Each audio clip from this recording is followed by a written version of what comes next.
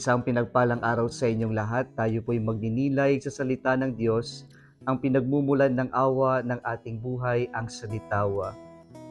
Mga kapatid, karamihan po sa krisis ng ating buhay o problema ng buhay natin ay nagmumula po yan sa krisis ng ating sinumpaang buhay, commitments o responsibilities.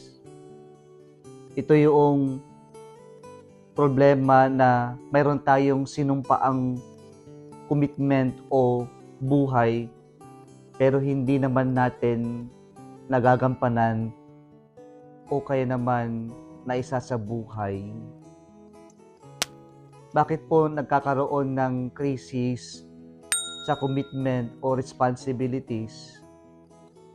Nagkakaroon marahil dahil hindi malinaw yung sinumpaang commitment, yung responsibilities o buhay na tinanggap. Nagkakaroon ng crisis of commitment dahil marahil siguro ay hindi maganda yung motibo, tinanggap yung responsibilidad, tinanggap yung commitment, pero yung motibo ay para lamang sa sarili o makasarili o para lamang ito sa kanyang ikakabuti, hindi para sa nakakarami o para sa taong minamahal man lamang niya. Nagkakaroon ng krisis sa commitment dahil siguro lumihis sa tinanggap na responsibilidad o commitment, gaya ng marahil ang isang politiko na nangako na magsisilbi para sa lahat pero yung kanyang commitment ay nabaling sa ibang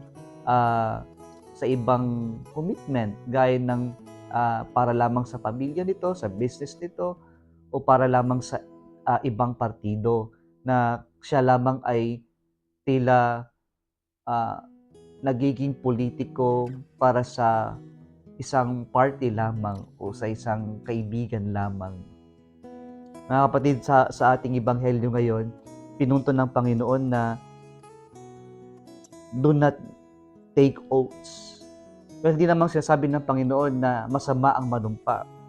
Ngunit mas pinapalalim ng Panginoon yung sinasabi sa Old Testament, specifically from the book of Numbers, na do not break your oath.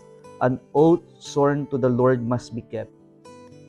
Well, dito pinapakalam ng Panginoon na maganda yung tinutupad natin kung ano yung sinumpaan natin.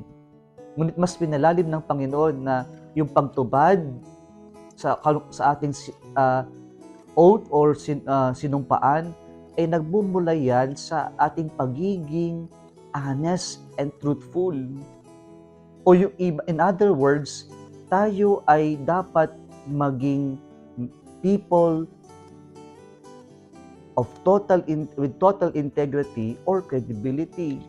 Nang ibig sabihin nito ay tayo ay tapat at totoo na ang ating buhay ay para lamang sa kung ano ang totoo, hindi kung ano yung sinasabi ng iba at kung ano yung gusto ng iba.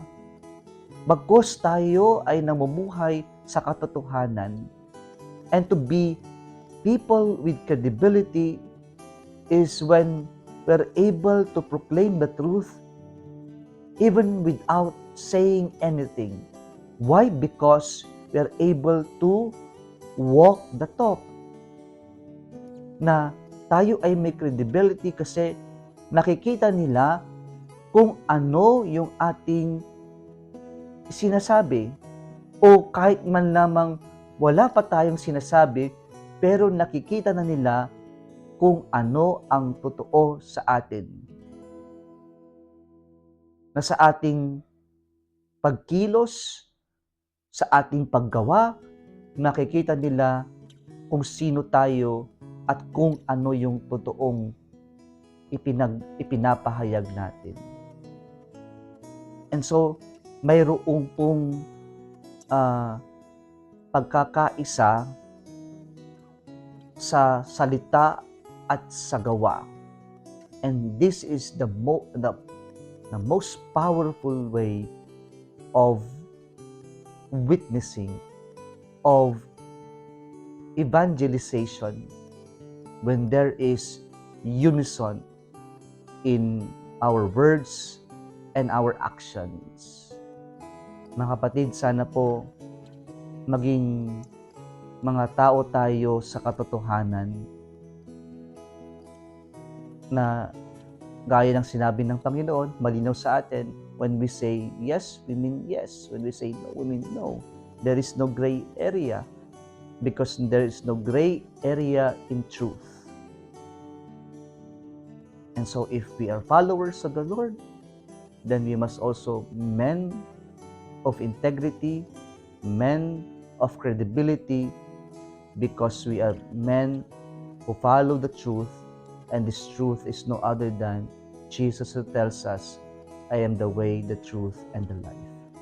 Kung nagustuhan mo ang video na ito, huwag kalimutang mag-like, i-share at mag-subscribe sa Salitao Facebook page and YouTube channel. Muli isang pinagpalang araw sa inyong lahat.